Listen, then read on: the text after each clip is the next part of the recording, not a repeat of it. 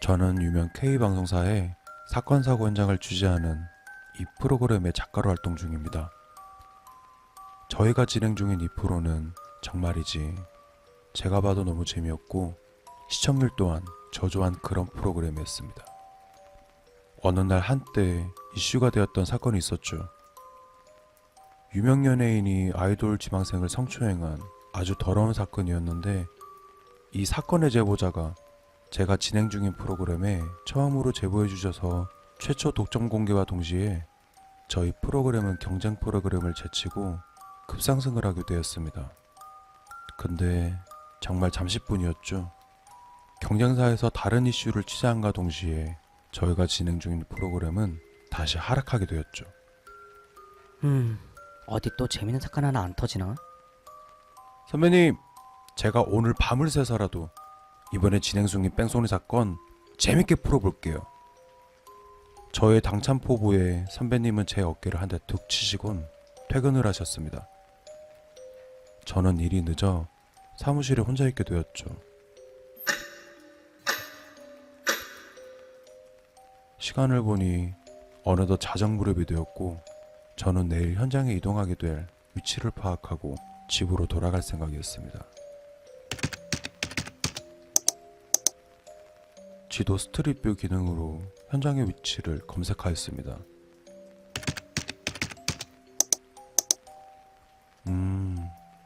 여기가 이런 곳이었구나.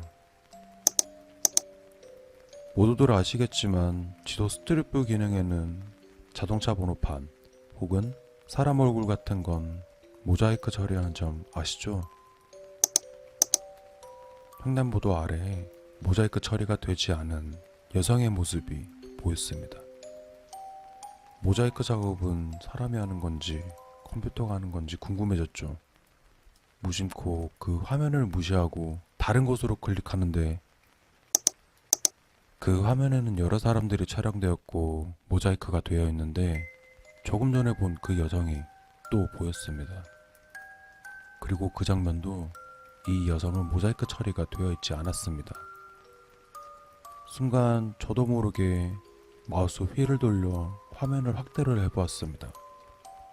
묘하게 얼굴이 하얗고 고개가 꺾여 있는 이상한 포즈를 하고 있었죠. 뭐야 이건. 늦은 시간 아무도 없는 사무실에서 여성이 찍힌 이 화면을 보고 있자니 갑자기 무서운 생각이 들어 다른 위치를 클릭해버렸습니다.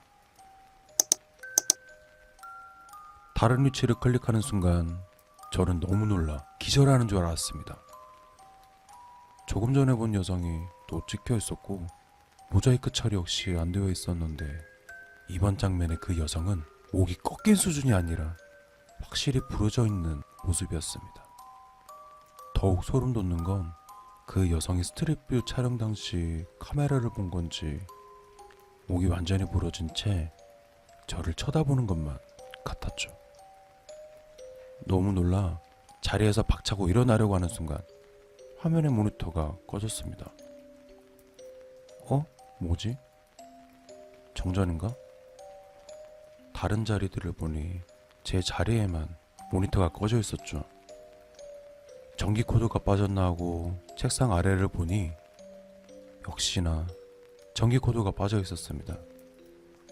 조금 전 너무 놀라서 콘센트를 발로 찬 것 같았죠.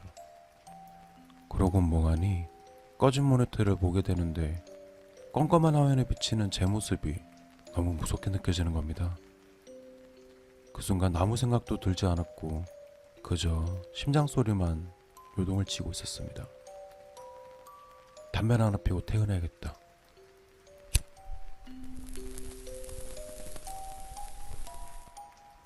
담배를 피우는 내내 그 여성의 모습이 자꾸 떠올라 억지로 다른 생각을 했습니다.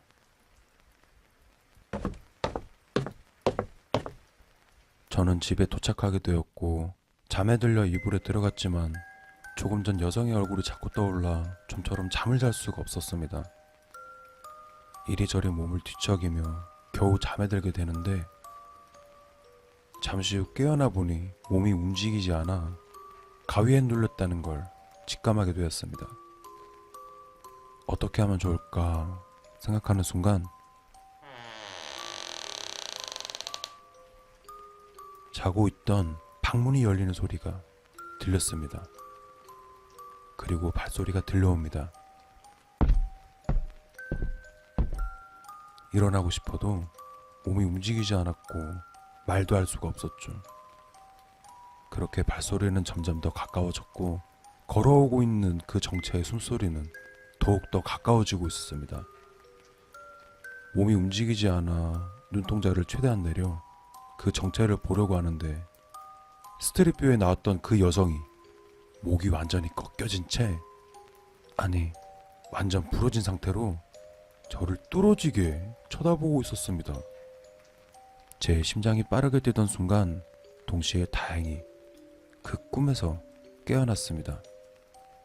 가쁜 숨을 내쉬며 저는 거실로 나왔고 도저히 이대로 잠을 잘 수가 없어 TV를 틀어놓은 채 밤을 새게 되었습니다. 어느덧 해가 뜨게 되었고 저는 출근 전 잠시 눈을 붙였습니다. 그렇게 자고 일어나 회사로 가게 되었고 우리들은 어제 제가 본 그곳으로 촬영을 가게 됩니다.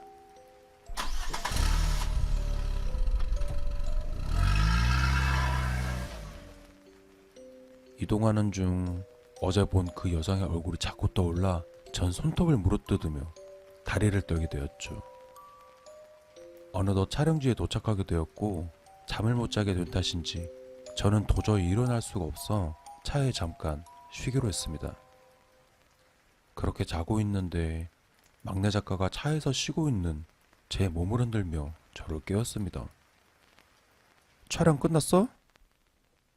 아니, 잠깐 쉬었다가 다시 하기로 했어. 저는 잠을 깨려 커피라도 하나 마시려고 막내 작가와 편의점에 가게 됩니다. 근데 어제 여성이 찍힌 것 같은 배경이 눈에 들어왔고 그곳엔 플랜카드가 걸려 있었습니다.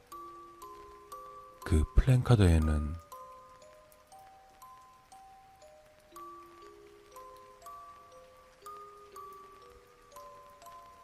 너무 놀란 저는 그 자리에서 주저앉고 말았죠. 어젯밤 제 꿈속에 나타난 여성은 아마도 뺑소니 사건의 피해자였나 봅니다. 그런데 제 꿈속에는 왜 나타난 거죠?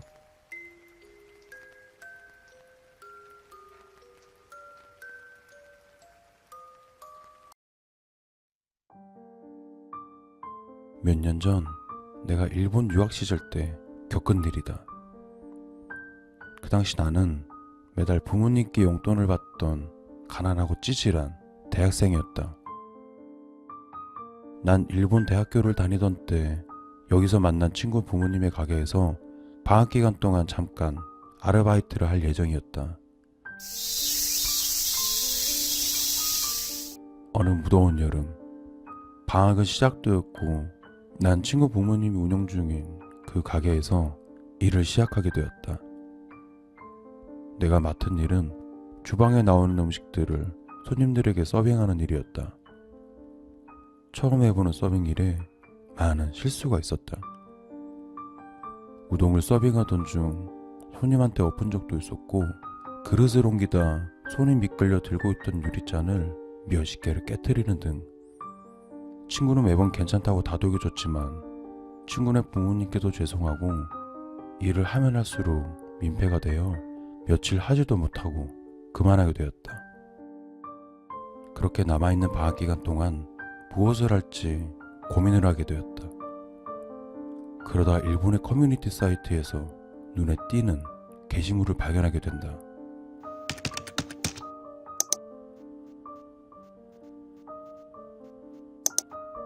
한 시간에 3,000엔? 하루에 2시간을 하면 6,000엔이나 되는데 게시물의 댓글들을 보니 너나 나나 할 것 없이 서로 하겠다고 하는 사람들의 댓글들이 많이 달려 있었다. 이거 쉽지 않겠는데? 나는 최대한 찌질하고 불쌍한 척 진심과 정성으로 게시글 작성자에게 장문의 쪽지를 남겼다. 그렇게 2시간 뒤 모르는 번호로 전화가 왔다. 전화를 받으니 힘없는 목소리의 중년 여성이었고 아들에게 공부를 가르칠 사람을 찾는다고 하셨다. 그리고 매일 와서 공부를 가르쳐 주라 하셨고 하루 2시간에서 4시간으로 부탁한다고 하셨다. 이게 웬 떡이냐? 난 전화를 받고 있는 중 바로 알겠다고 하였고 내일부터 당장 가서 공부를 가르칠 생각이었다. 시간은 뭐 아무 때나 상관없으니 편한 시간에 오라고 하신다. 요즘 초등학생들이 방학을 빨리 시작하나? 아니면 학교를 안 다니는 친구인가? 난 뜻밖의 횡재에 들뜬 마음으로 잠을 청했다. 뒷날 오후 늦은 점심을 먹고 그곳으로 향했다.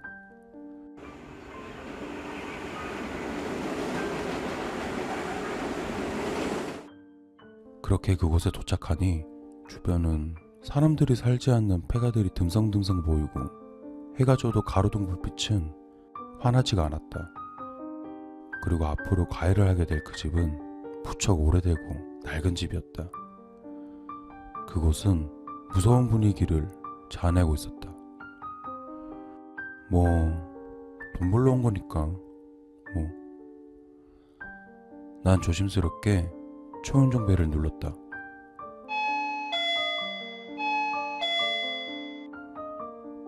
인터폰에서 얼마 전 통화한 아주머니 목소리가 들렸고 곧이어 문이 열렸다. 그렇게 현관문을 열고 그곳에 들어서니 아주머니가 문 앞에 계시는데 머리는 비담투성이었고 어깨가 축 늘어진 원피스에 집안에서는 오래된 음식 냄새라고 해야 되나? 순간 머리가 어질어질한 꼬릿꼬릿한 냄새가 났다. 지저분한 스타일의 아주머니가 되게 기분 나쁜 미소로 반겨주시니 순간 이 집을 나갈까 말까 망설이다. 어차피 방학 기간 잠깐 동안만 할 예정이기에 신고 있던 신발을 벗고 그곳에 들어서게 되었다. 나는 자녀는 어디 있냐고 물었고 아이는 지금 방에서 이미 공부 중이라고 하셨다. 난 중년 여성을 따라 천천히 뒤따라갔다. 그런데 중년 여성이 걸음을 멈춘 곳은 아이의 방이라고 하기에는 의아하게 창고 같아 보이는 문 앞에서 걸음이 멈추었고 천천히 문을 여셨다.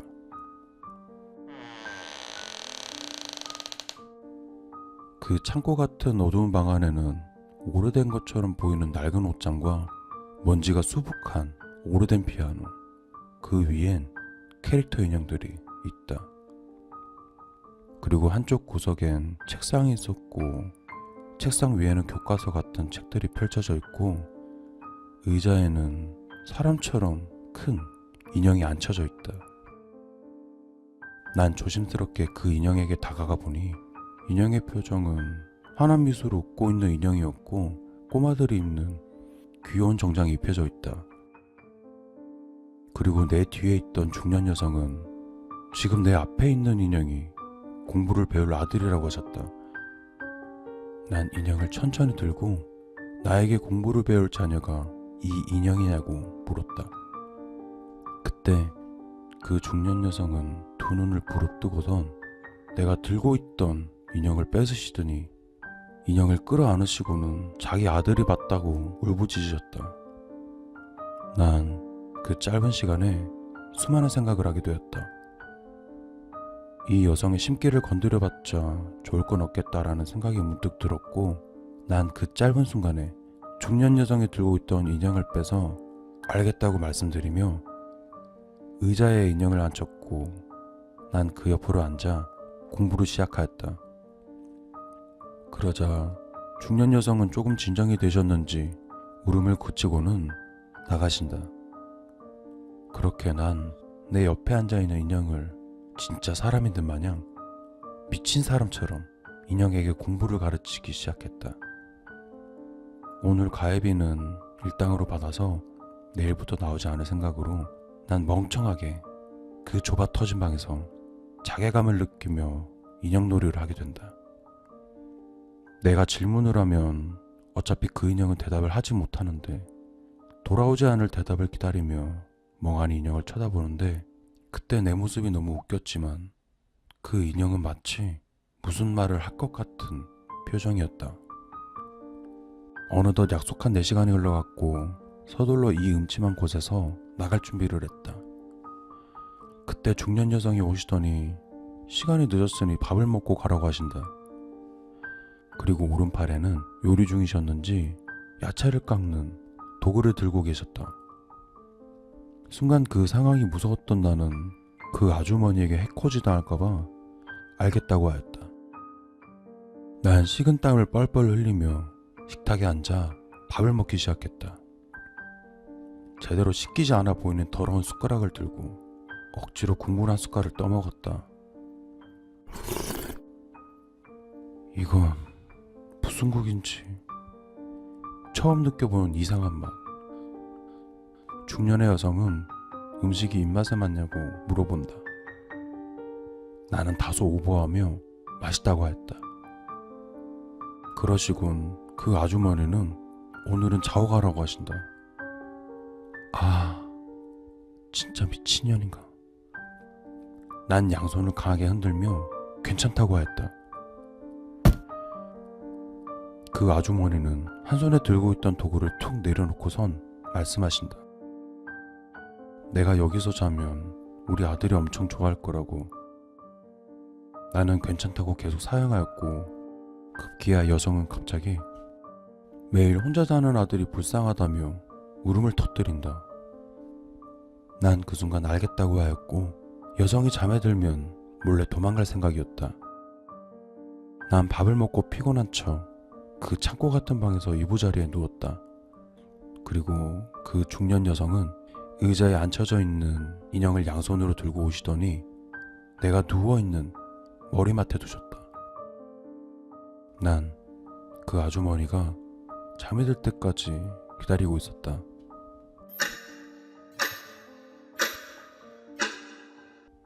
난 깜빡 잠이 들었고 시계를 보니 자정이 훨씬 넘은 시간이었다. 서둘러 가방을 챙겨 난 탈출을 감행한다.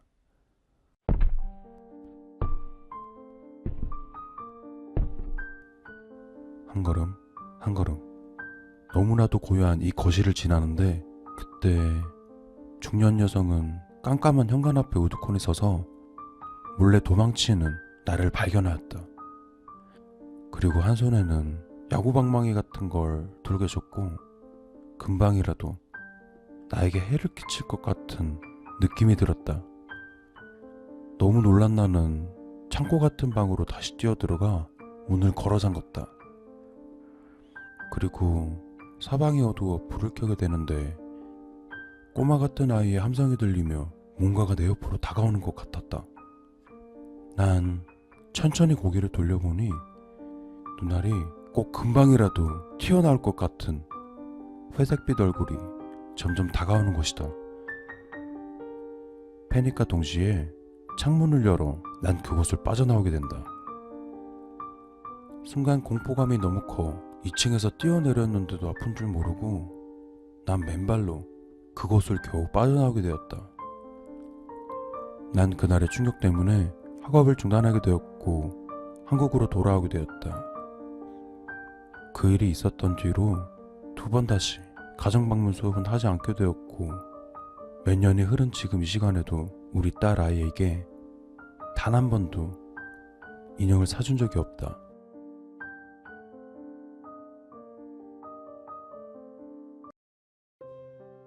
저는 비 오는 날이 되면 그날의 기억들이 가끔 떠올라 밤잠을 설칠 때가 있습니다. 몇 년 전 대학 시절이었습니다. 그때가 대학교 2학년쯤 되었을 것 같네요. 친구 한 명이 10년간 모은 돈으로 아파트에서 자취를 하게 됐어요. 우리는 집들이 파티를 열기 위해 한날 다 같이 모여 친구네 집으로 갔습니다.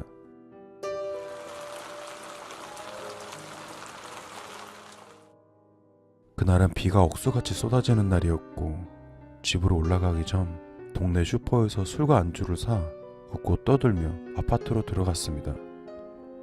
입구에서 사온 봉투를 잠시 내려놓고 빗물이 튈까봐 뒤로 돌아서 우산을 접고 있는데 그 순간 친구 한 명이 엄청 놀라는 비명을 질렀습니다.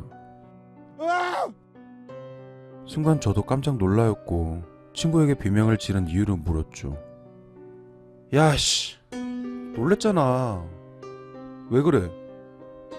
친구는 순간 많이 놀랬는지 가슴을 쓰다듬으며 아니야. 내가 잘못 봤어. 멍해 있던 친구의 시선을 따라가 보니 아파트 입구 옆에 끝쪽에는 자전거 주차장으로 보이는 곳이 있었어요.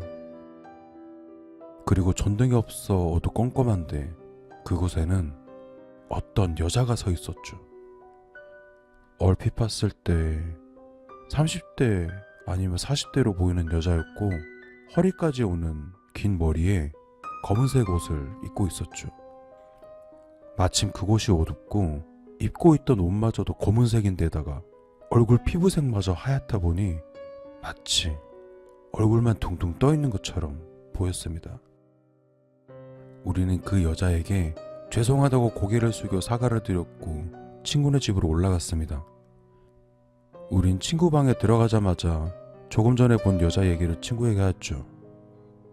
야, 올라오는 입구 쪽 자전거 주차장에 겁나 무섭게 생긴 여자 있었어. 이 새끼가 소리 지르는 바람에 우리 다 놀랬잖아. 우리들은 놀란 가슴을 추스르며 마트에서 사온 술들을 마시게 되었습니다. 친구들과 오랜만에 만나 이런저런 얘기들을 하다 보니 시간 가는 줄도 몰랐죠. 어느덧 웃고 떠들며 술을 먹다 보니 마트에서 사온 술들이 모자르게 되었습니다.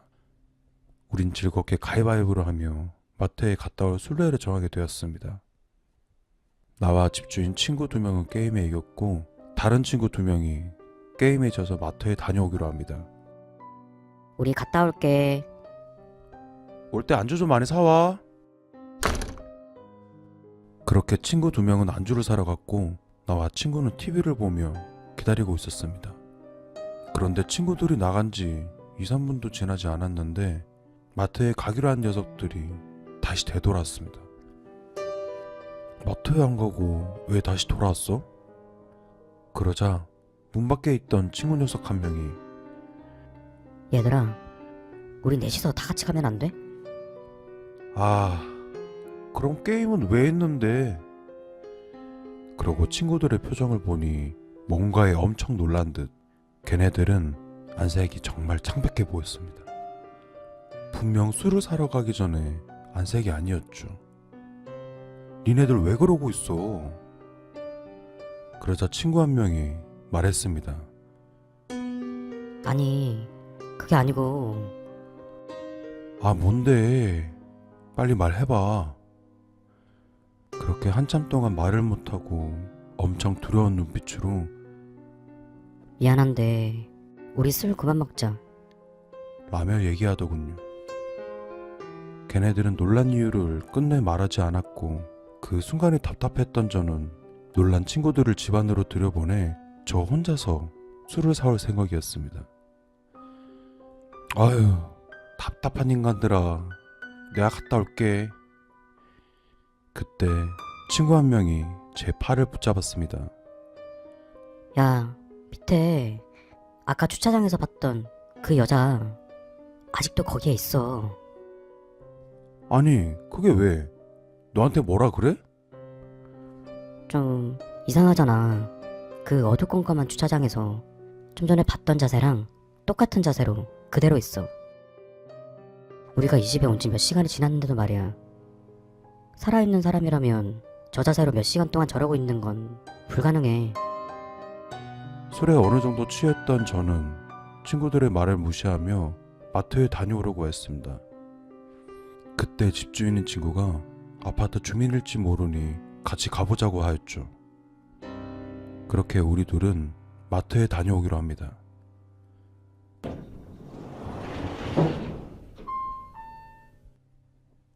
막상 내려오니 갑자기 저도 무서워지기 시작하더라고요.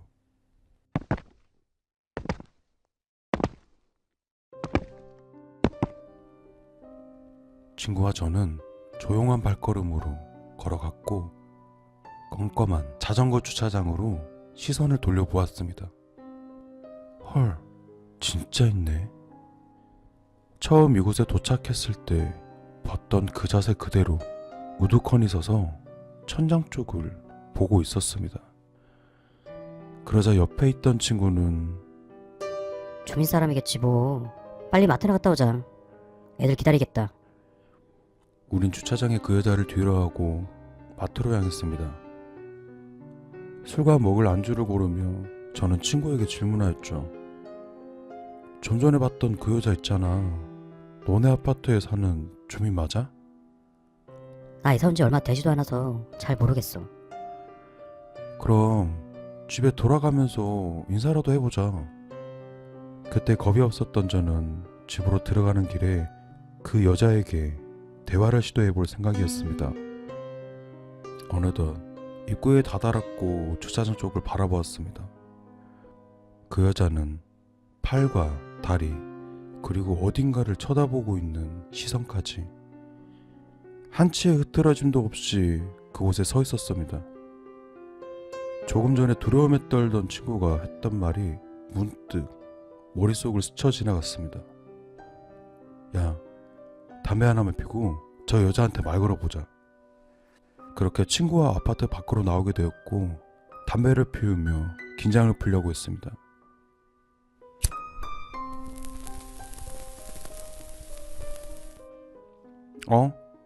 비 그쳤네? 담배를 피는 중 내리고 있던 비가 멈추었고 저희는 들고 있던 우산을 접어 다시 아파트 입구로 가게 됩니다. 떨려.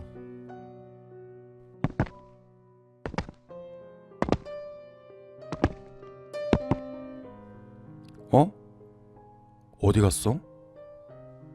다시 이 껌껌한 주차장으로 와보니 그 여자는 그 잠깐 사이 어디로 갔는지 보이지 않았습니다.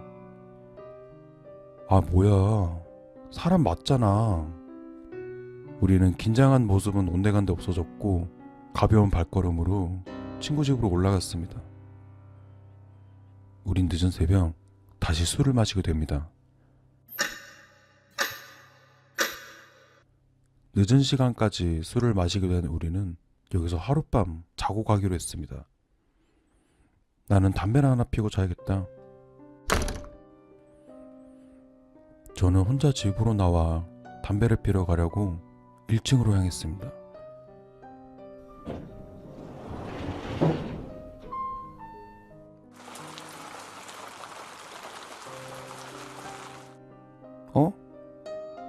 비가 다시 오네. 조금 전에 그쳤던 비는 다시 내리고 있더라고요. 늦은 새벽, 사람들이 별로 없어 멀리 나가기 귀찮았던 저는 어두운 주차장에서 담배를 피려고 했습니다.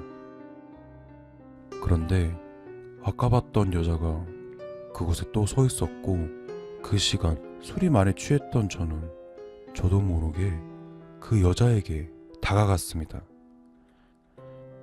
저기 안녕하세요. 얼마 전에 2층에 친구가 이사 왔는데 늦은 시간까지 시끄럽게 해서 죄송합니다. 그 여자는 제가 말하는 그 순간에도 천장을 계속 바라봤고 옆에 있는 저를 쳐다보지도 않았죠. 근데 가까이서 보니 피부는 엄청 하얗고 입술도 엄청 하얗게 마치 흰색 붓으로 얼굴을 다 칠한 것 마냥 창백하였죠. 순간 무서움에 저는 친구네로 뛰어 올라왔고 술에 취해 모두들 깨워도 일어나질 않았습니다. 그렇게 멍하니 있다가 저도 잠이 들게 되었고 친구들에게 어제 있었던 이야기를 해줬습니다. 그러자 녀석들은 어젯밤 귀신 꿈꿨냐며 놀리기만 했죠. 그러고 며칠이 지났습니다. 그런데 새로 집을 산 친구가 집을 내놓았다고 합니다. 이유를 물어보니 그날 밤에 봤던 그 여자 때문이라고 합니다.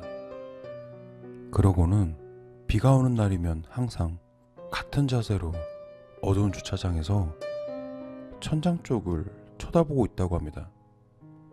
친구는 관리소에 문의도 하였지만 어쩔 도리가 없다고만 했다고 하네요. 비가 오는 날이면 입구에 있는 여자가 무서워서 집으로 들어가기가 두렵다고 합니다. 그렇게 그 친구는 그 집을 반년도 살지 못하고 나오게 되었죠. 그 여자의 정체는 알 수 없지만 비가 오는 날이면 어슴푸레한 그 전등 아래 어쩌면 아직도 같은 자세로 있을 것 같아요. 그날 제가 봤던 그 여자는 사람이 아닌 것만 같아요.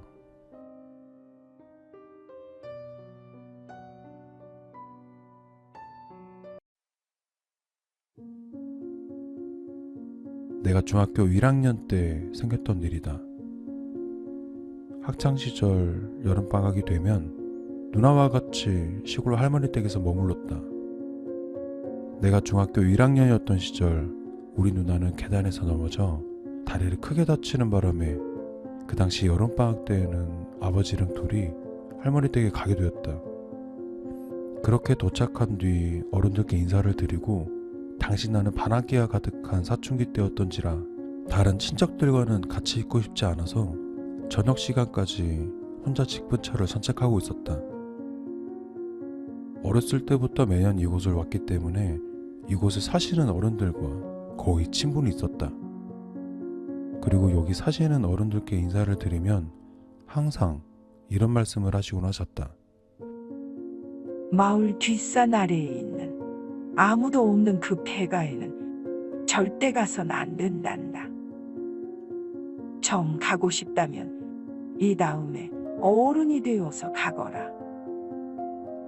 그것이 어떤 곳이길래 어른들이 말씀하시는 그 폐가는 매우 오래전부터 그곳에 있었다고 한다. 아버지한테 그곳에 왜 가면 안 되냐고 물어보면 어른이 되기 전까지는 절대 가면 안 될 곳이라는 말씀만 하셨다. 그날 혼자 산책을 하던 중 문득 그곳이 무척이나 궁금해져서 참을 수가 없었다. 근데 혼자서 가기 무서울 것 같아 어떻게 할지 고민 중이었는데 할머니 댁 바로 옆집에 사는 친구가 말을 걸어왔다. 그 아이는 나랑 나이가 비슷해서 매년 할머니 댁을 찾아가면 항상 그 친구와 놀곤 했었다. 나는 폐가에 가고 싶다는 얘기를 하였고 그 친구도 그곳에 대한 궁금증이 가득한 아이였다. 그렇게 우리 둘은 급작스럽게 약속을 잡게 되었고 오늘 밤 동네 친구들을 더 모아서 같이 가보기로 하였다. 그날 저녁 11시쯤 동네에 계신 어른들이 술판을 벌이고 계시던 중 나는 집에서 몰래 빠져나와 친구들과 모이기로 한 장소로 가게 된다. 약속 장소에 가보니 지나가다 몇 번 만난 친구도 와 있었고 그 친구는 여동생까지 데려왔다. 그렇게 집을 몰래 빠져나온 우리 4명은 동네 어른들이 절대 가지 말라고 했던 그 폐가로 가게 된다. 그곳은 걸어서 20분 정도의 거리이다. 그렇게 흙길을 따라 폐가로 올라가던 중 두근거리는 설레임이 있었고 한편으로는 조금 무섭다는 생각도 하게 되었다. 그렇게 한참을 걷던 중 마침내 그곳에 도착하게 되었다. 그리고 우리 4명은 폐가 입구에서 나무로 만들어진 오래된 대문만 멍하니 쳐다보고 있었다. 아, 괜히 왔나? 여기 너무 무서운데? 난 모르고 속에 있던 무서운 마음을 들키고 말았다. 그곳은 뭔가 심상치 않은 분위기가 맴돌고 있었다. 아, 돌아버리겠네. 그냥 다시 돌아가자고 얘기할까라고 망설이고 있던 순간 친구 녀석 2명이 천천히 문 앞으로 가게 되었고 나와 친구 여동생은 뒤에서 두 발을 동동 구르고 있었다. 아, 어쩌지? 나도 모르게 그 두 녀석 뒤를 천천히 따라가게 되었다. 그중 유일하게 겁이 없던 녀석 중 한 명이 대문을 활짝 열었고 우리는 긴장한 채 녀석의 어깨 뒤에 숨어 그 폐가 마당에 들어갔다. 그 마당에는 금방이라도 주저앉을 것 같은 평상이 보였고 그 옆으로는 장독대들이 보였다. 또 달빛에 비치는 저기 구석진 곳에는 우물도 보였다. 막상 그곳에 들어서니 처음 보는 낯선 환경에 순간 무서움이 사라지게 되었다. 뭐야, 별거 없네. 얘들아, 우리 봤으니까 이제 내려가자.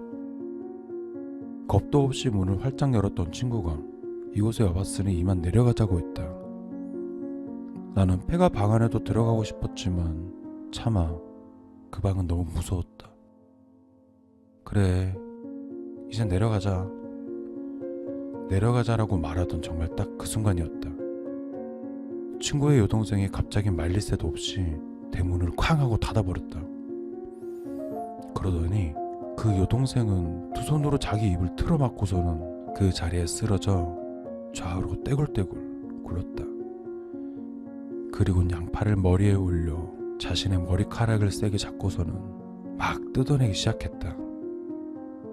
처음 보는 광경에 할머니 집 옆에 살던 친구 녀석은 마을에 내려가 어른들을 데려오고 있다며 허겁지겁 달려나갔다. 나와 여동생 오빠는 그 여동생이 더 이상 머리카락을 뜯지 못하도록 손목을 꽉 잡았다. 근데 나보다 3살 정도 어렸었고 몸집도 가늘어서 쉽게 제압할 수 있을 거라 생각했지만 그 여동생의 힘은 웬만한 성인 남성의 힘보다 더 강했다. 그리고 머리가 듬성듬성 뜯겨져 피가 미친 듯이 흐르고 있었다. 그렇게 나와 그 친구가 여동생의 행동을 말리려 실랑이를 벌이던 중 마을로 갔던 친구와 그의 할아버지가 횃불을 들고서 달려오고 있었다. 그 할아버지께서는 이곳은 엄청 위험한 곳이니까 여동생을 두고선 얼른 내려가라고 우리를 밀어내셨다. 그리곤 여동생의 오빠에게는 이장님 댁 할머니를 모시고 오라고 하셨다. 우리는 그 여동생이 너무나 신경 쓰였지만 할아버지가 오셨고 곧 이장님 댁 할머니도 오신다니 우린 각자 집으로 돌아가게 되었다. 그렇게 집으로 돌아가니 마당에서 아버지는 회초리 같은 걸 들고 계셨고 그날 난 정말 많이 맞았다. 그렇게 뒷날이 되었다. 어젯밤 매를 맞았던 곳이 아프기도 하였지만 괜히 나 때문에 그 여동생이 잘못되었다는 생각에 밥도 못 먹고 하염없이 눈물만 흘리게 되었다. 그때 할머니께서는 내가 안쓰러우셨는지 다가와서 안아주셨다. 그렇게 할머니 품에 안긴 채 그 폐가에 대한 이야기를 해달라고 하였다. 할머니는 한참을 망설이시다 그곳에 대해 털어놓으셨다. 아주 오랜 옛날 이 마을에 아빠와 아들이 둘만 사는 가족이 있었다고 한다. 그 아빠라는 사람은 매일 술을 마셨고 집으로 돌아와 매번 아내와 아들을 때리셨다고 했다. 그 아내는 허구한 날 매번 남편에게 맞다 보니 아들은 집에 남겨두고 혼자 도망갔다고 했다. 그런데 그 아들마저도 그 시골 동네에서 또래 아이들에게 괴롭힘을 자주 당하고 있었다고 했다. 그렇게 매일 동네 또래들에게 발길질과 돌멩이를 맞았던 그 꼬마는 한참 어린 나이에 극단적인 선택을 하게 되었고 그 아빠라는 사람은 어느 순간 마을에서 안 보이게 되었다고 했다. 그리고 그 폐가에는 아직도 그 꼬마의 영혼이 남아있어 자기 또래 애들이 그곳에 오면 그 몸속으로 들어가 매우 심각한 고통을 준다고 하셨다. 그래서 할머니가 매번 그렇게 가지 말라고 하셨던 거라고 말씀하셨다. 동네 할아버지 할머니들께서 매번 잔소리처럼 말씀하셨던 이유가 있었다. 그날 아버지와 나는 집으로 돌아가게 되었다. 학창시절 방학이 되면 항상 매번 할머니 댁에서 한 달을 있게 되었지만 그 일이 있었던 뒤로 시골 방문이 매우 꺼려졌다. 어느덧 나는 성인이 되었고 명절에 할머니 집에 내려가 우연히 그 여동생을 만나게 되었다. 다행히도 지금은 폐가에서 겪은 일들은 까마득히 잊어버린 채 잘 살고 있는 것 같았다. 내가 어렸을 적 가게 되었던 그 폐가는 아직도 그 장소에 있다. 난 지금 어른이 되어서도 그곳에 일절 다가가지 않게 되었다. 그때는 꿈이 아니었고 현실로 받아들였던 순간이기에 지금도 내 머릿속엔 그때 있었던 일들이 머릿속에 박혀 있다.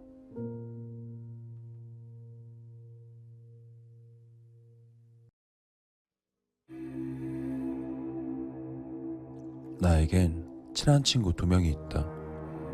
우린 어렸을 때부터 친한 친구 사이였고 어느덧 우린 어른이 되어 있었다. 오늘은 즐거운 주말이다.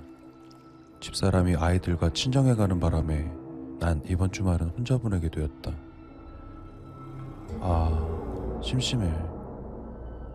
바다나 보러 갔다 올까? 난 오늘 같은 휴일날 집에서 무료하게 보내는 시간이 너무 아까워 친구들에게 바다로 당일치기 여행을 갔다 오자고 제안하였다. 마침 이 녀석들도 주말에 약속이 없었나 보다.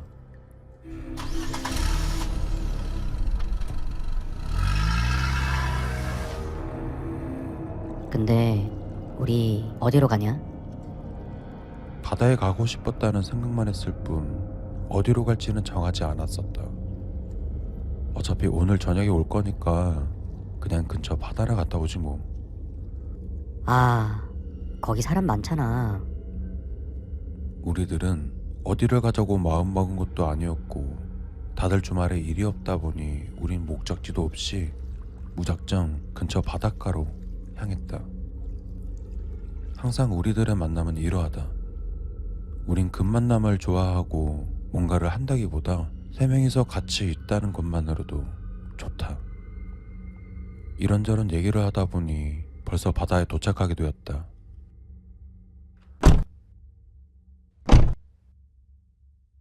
야, 여기 괜찮지 않아? 사람들 완전 많이 있잖아. 난 한적한 데가 더 좋아. 그럼 저기 뒤쪽으로 가볼까? 그곳은 평소 피서객들이 많이 없는 바다였지만 그날은 유독 많은 사람들이 붐비고 있었다. 우리는 인적이 많은 바다를 조금 벗어나 피서객이 많이 없는 모래사장을 발견하게 되었다.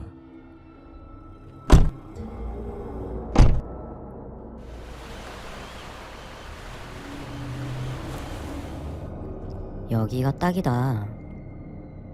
서핑을 즐기고 있는 사람들이 있는 것 외에는 거의 사람도 없었고 비밀스러운 그 분위기가 마음에 들었던 우리는 이곳 바다에서 놀기로 하였다. 우리 3명 중 수영을 잘하는 친구는 1명밖에 없다. 바다에 들어가기 전 수영을 못하는 친구와 나는 가져온 튜브와 플로팅 매트를 펌프로 부풀렸다. 수영을 못하는 나에게 튜브는 생명선과 같다. 이곳은 사람도 많이 없고 날씨도 아주 맑아 물놀이하기에 아주 좋은 날씨였다. 오랜만에 즐기는 물놀이에 우리 셋은 어린아이가 된 것처럼 신나게 놀게 되었다.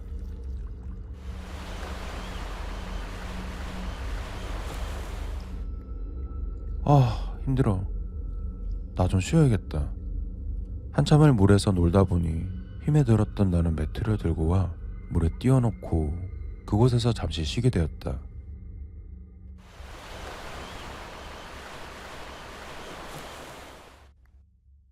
물에 떠있는 매트에 누워 하늘을 바라보니 갑자기 졸음이 쏟아져 왔다. 그로부터 10분쯤 지났을까? 매트 위에서 꾸벅꾸벅 졸고 있는데 쉬고 있던 친구가 화장실에 다녀오겠다고 소리쳤다. 그렇게 친구들은 화장실에 가게 되고 난 여전히 매트 위에 누워 있었다.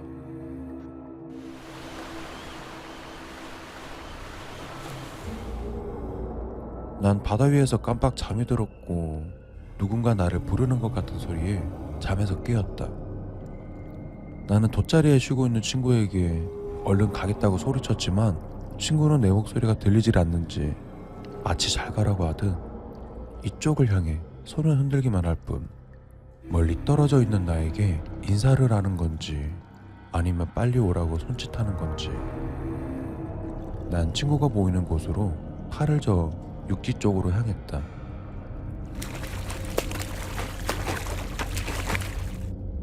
그때 친구가 물에서 헤엄을 치고 오고 있다.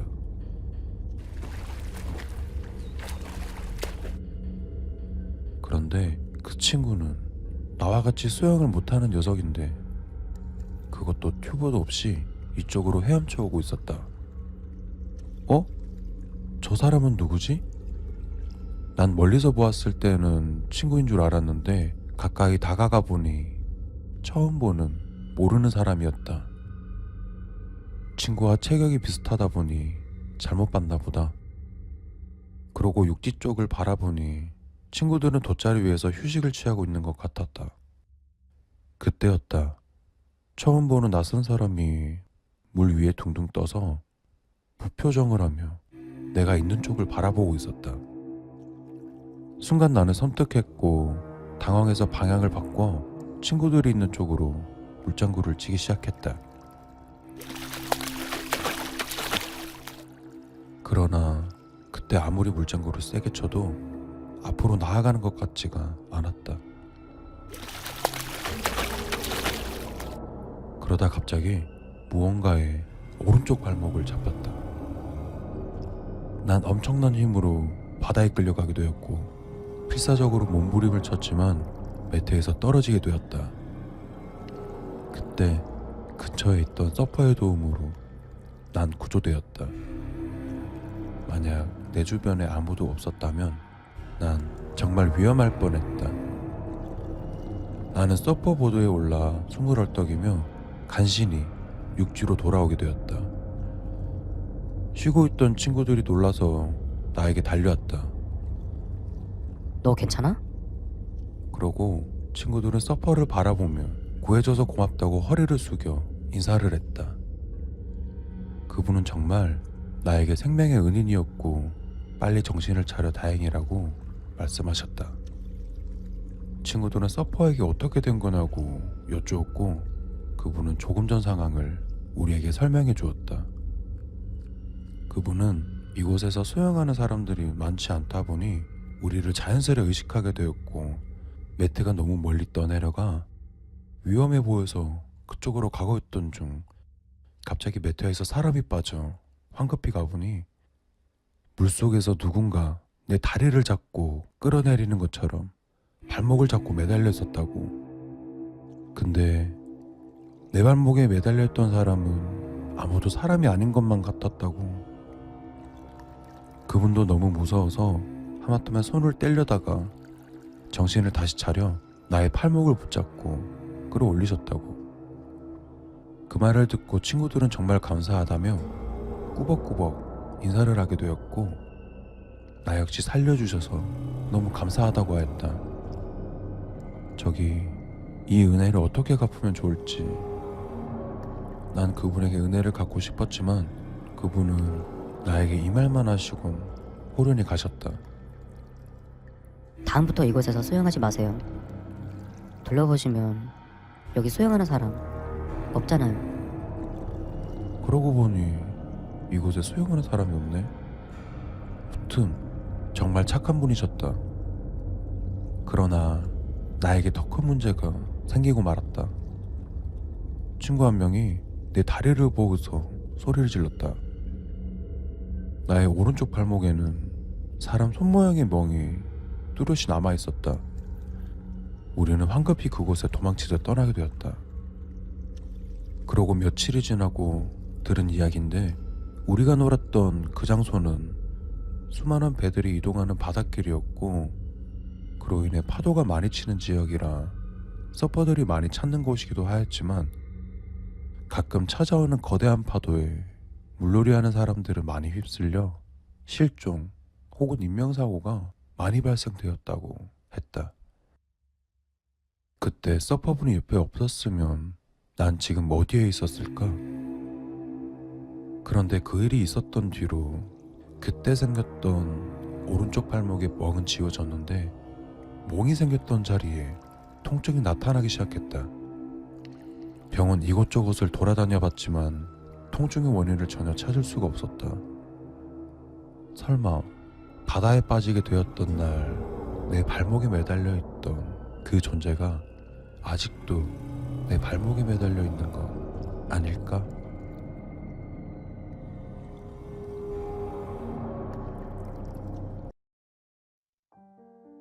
한참 풋내가 싱그러웠던 중학교 시절에 겪은 일이다.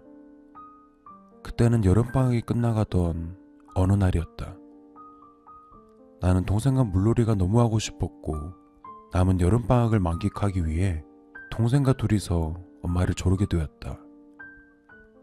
우리가 떼쓰는 모습에 엄마는 허락해 주셨고 차로 30분 거리에 있는 작은 계곡에 데려다 주셨다. 엄마는 차에서 기다린다 하셨고 동생과 나는 아주 신나게 물놀이를 하고 있었다.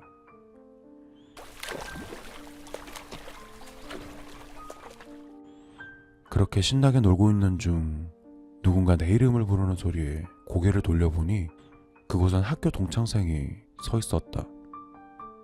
그 친구와는 사이가 좋았던 것도 아니었고 같은 반도 해보지 않았던 그런 어색한 친구였다. 친구들과 무리지어 있으면 한마디씩 건네는 정도? 친하진 않았어도 이곳에서 나를 만나 내 이름을 불러줬으니 당연히 대답은 해줘야지. 오랜만이네. 난 어색한 말투로 그 친구에게 인사했다.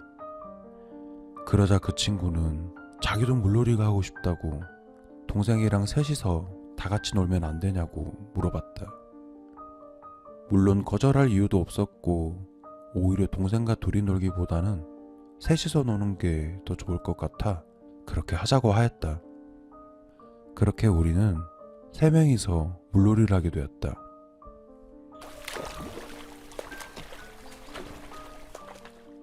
어느덧 해가 질 시간이 다가오고 있었고 차에서 기다리고 있던 엄마가 데리러 오셨다. 친구랑 놀고 있던 모습을 본 엄마는 그 친구를 집까지 바래다 준다고 하셨다.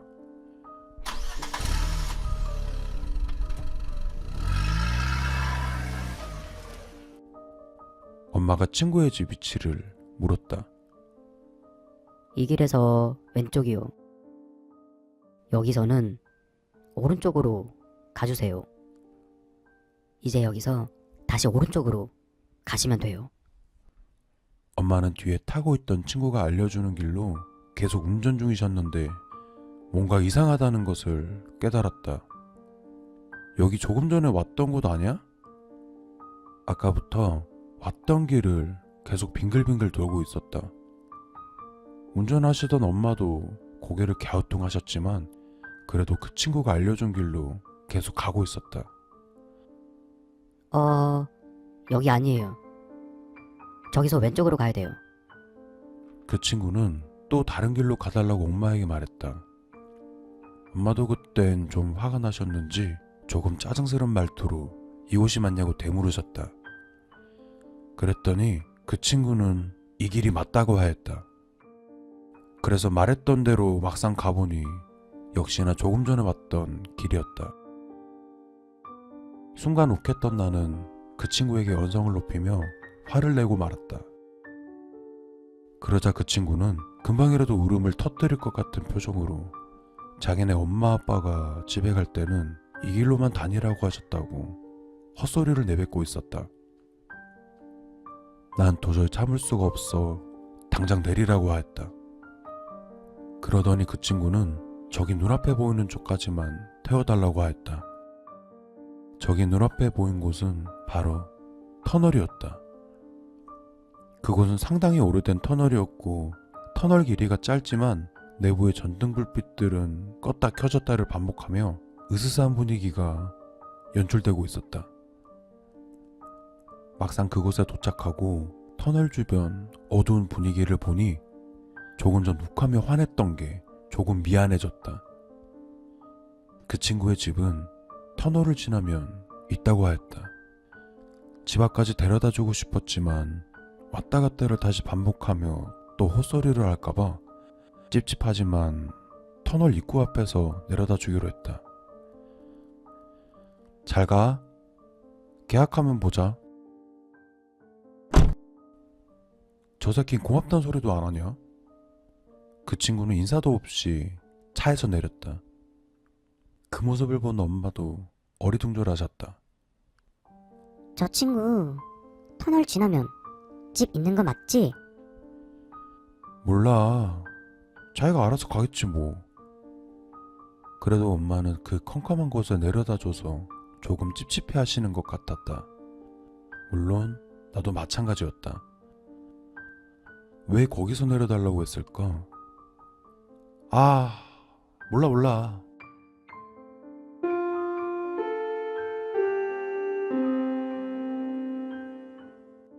오늘은 방학이 끝나고 개학하는 날. 아침에 일어날 때까지만 해도 학교로 오기 싫어했던 내 모습과 달리 오랜만에 우리 반 친구들을 보니 너무나 반가웠다. 우린 수업이 시작하기 전 방학 중에 있었던 일들을 하나씩 꺼내며 화기애애한 분위기로 떠들던 중이었다.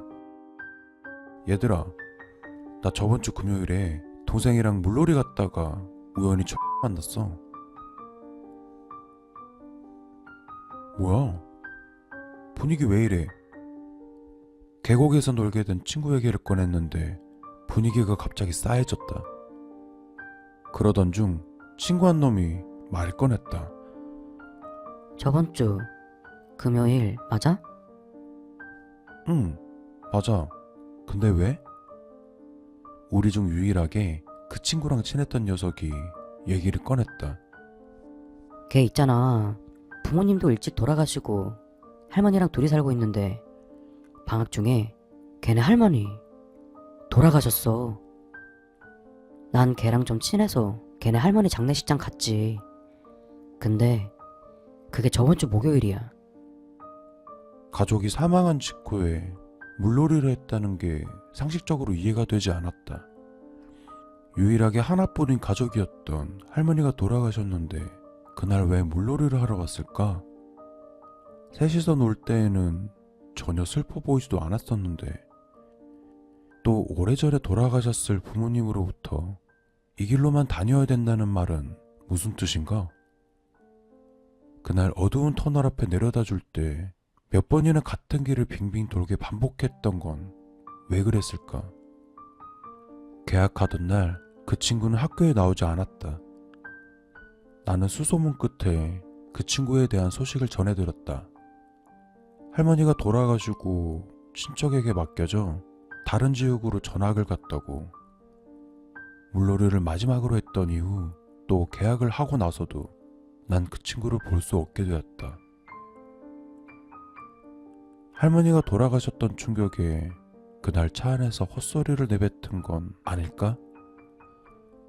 아무리 생각해도 이해가 되지 않았다. 어쩌면 물놀이를 하던 날 우리 가족은 귀신에 홀렸던 게 아니었을까? 이 말이 더 이해하기 쉽다. 몇 년이 흐르고 그 친구에 대한 소식을 전해 들었다. 할머니가 돌아가신 뒤 그 충격으로 며칠 동안 밥도 못 먹고 물도 안 마시며 시름시름 앓다가 이 세상을 떠났다고. 그 친구와 물놀이를 하던 날 조금 더 재밌게 놀아줄 걸 그랬나 보다.